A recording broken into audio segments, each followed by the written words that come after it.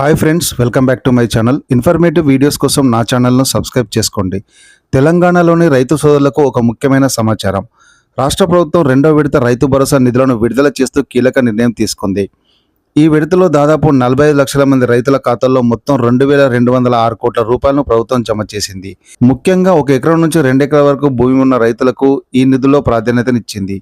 ఈ నగదు జమ ప్రక్రియ మరో 3 రోజుల పాటు అంటే ఏప్రిల్ 25వ తేదీ వరకు కొనసాగే అవకాశం ఉంది. ఒకవేళ ఆలోపు మీ ఖాతాలో డబ్బులు జమ కాకపోయినా ఆందోళన చెందాల్సిన అవసరం లేదని అధికారులు సూచిస్తున్నారు. అర్హత ఉండి కూడా మీ ఖాతాలో నిధులు జమ కానట్లయితే మీరు వెంటనే చేయాల్సిన పనులు కొన్ని ఉన్నాయి. ముఖ్యంగా మీ బ్యాంకు ఖాతాకు ఆధార్ కార్డు లింక్ అయి ఉందో లేదో సరిచూసుకోండి. అలాగే బ్యాంక్ కేవైసీ యాక్టివేట్గా ఉండడం తప్పనిసరి. ధరణి పోర్టల్లో మీ పాస్బుక్ వివరాలు రిజిస్టర్ అయ్యాయో లేదో ఒకసారి తనిఖీ చేసుకోండి. వీటన్నిటితో పాటు ప్రభుత్వం కొత్తగా ప్రవేశపెట్టిన ఫార్మర్ లిస్టులో పేరు నమోదు చేసుకోవడం చాలా ముఖ్యం.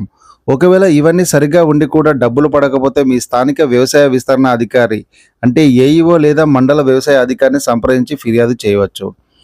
కొత్తగా పట్టాదారు పాస్బుక్ పొందిన రైతులు సకాలంలో రైతు భరోసా కోసం దరఖాస్తు చేసుకోవాలి. లేదంటే నగదు పడడం కష్టమవుతుంది. సాంకేతిక సమస్యల వల్ల ఇప్పుడు నిధులు అందని వారు అధికారుల దృష్టికి తీసుకెళ్తే వచ్చే విడతలో ఆ నిధులు వచ్చే అవకాశం ఉంది. ప్రస్తుతం ప్రభుత్వం ఎన్ని ఎకరాలు ఉన్నా సరే మొదటి ఎకరానికి 6,000 రూపాయల చొప్పున సాయం అందిస్తోంది.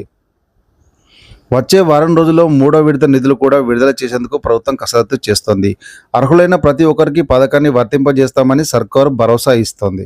మరిన్ని ఇన్ఫర్మేటివ్ వీడియోస్ కోసం నా ఛానల్ను సబ్స్క్రైబ్ చేసుకోవడం మర్చిపోకండి. జై హింద్.